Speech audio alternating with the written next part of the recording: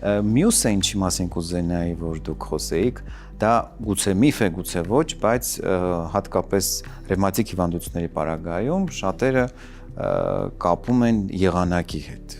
Մեծիոզգայուն են, նշում են, որ եղանակը վատացավ, ինձ մոտ սրվեց։ Սա իր մեջ ունի գիտության ինչ-որ մի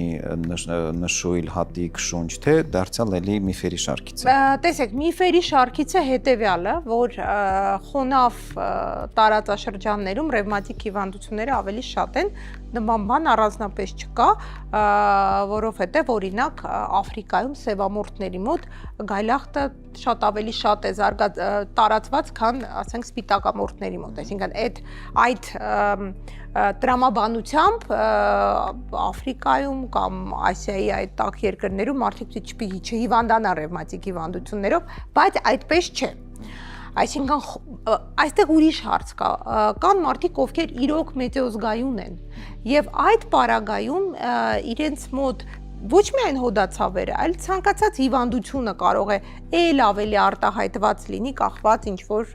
եղանակից եւ այլն, ճնշումը կարող է բարձրանալ, հա, երբեմն լինում է պացիենտը ասում է,